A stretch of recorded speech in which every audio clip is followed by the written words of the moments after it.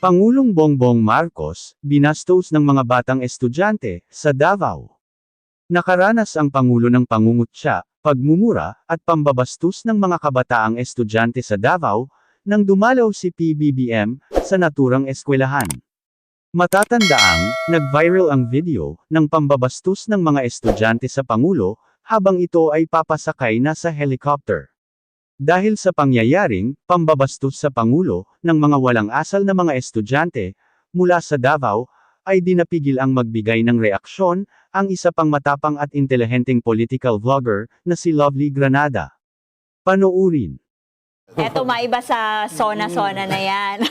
May video kasi na kumakalat sa social media kung saan makikitang papalapit si Pangulong Ferdinand Marcos Jr. Saw that video. Sa helicopter sa kanyang last visit sa Davao City. Habang nangyayari ito, maririnig ang ilang estudyante ng Davao City Kalinan High School, National High School. Hello, hello! Yon, kinakantsawan ang Pangulo ng Pilipinas. Kung ano-anong pambabastos ang lumabas sa mga bibig ng mga estudyanteng ito. Yep, I heard it. Paulit-ulit na maririnig. Bisaya kasi yun so itatranslate ko na lang. Paulit-ulit na maririnig ang mga bata na sumisigaw ng mga katagang tulad ng sarap tirahin sa puwet, sana sumabog, referring to the helicopter. Nagmamadali yan, maglakad, baka mabaril. Bangag, bangag, bangag. Mga bata. Kids. Mga batang natutong gawing katatawanan ang karahasan. Mga batang lumaki sa kultura na no-normalize ang marahas na pananalita. Ladies and gentlemen, mga kababayan, we have come to this point. Anong klaseng komunidad ang humuhubog sa pag-iisip at pag-uugali ng mga batang ganito? Tapos kunwari, galit tayo sa karahasan. Kunwari, shock tayo kapag may mga kabataang nasasangkot sa krimen. Pero kapag ang marahas na pananalita ay nagmumula sa mga idolo nating leader, katulad nung Shiminette, kung ano-anong mental gymnastics, halos mutambling pagani ang kadaghanan para lang i-justify ang mga binahok nga pagpamulong. May mga nabasa pa akong comment, galit lang daw mga bata sa mga nangyayari sa gobyerno, kaya ganon. Ay, pag galit, gusto na maging tirador ng puwet? Normal ba yon sa mga taga Davao? Just asking.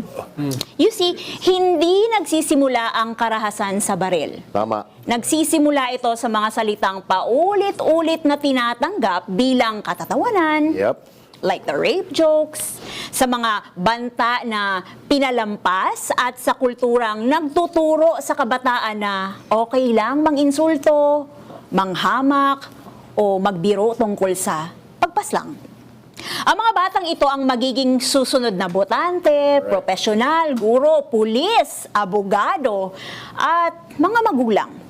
Kung hindi natin sila tuturuan ngayon ng respeto, pananagutan, at pagpapakatao, huwag tayong magtaka kung balang araw ang parehong asal ay makita natin sa opisina, sa City Hall, sa lansangan, o sa loob mismo ng pamahalaan. O baka mauwi na naman sa pananaksak sa lansangan. These are the kids you are raising, Davao City. Minsan naisip ko kung patuloy na ganyan ang exposure sa karahasan ng mga kabataan. Sana hanggang dyan na lang sila sa Davao, no? Sa isip ko lang naman yun. Huwag na silang hayaang magkalat sa ibang parte ng Pilipinas. I-quarantine? Utang na loob, keep them there. Charot lang naman yon. Mababash na naman si Lovely. Seriously. This conversation is not just about Davao City. Okay, the This British accent conversation is about anong uri ng mga mamamayan ang hinuhubog natin. Kung gusto nating wakasan ang kultura ng karahasan, kailangan nating magsimula sa pagtuturo sa ating mga anak na ang pagbabanta, pambabastos at pagnanais ng kapahamakan ng kapwa ay hindi kailanman dapat pinapalakpakan kahit sino pa ang target.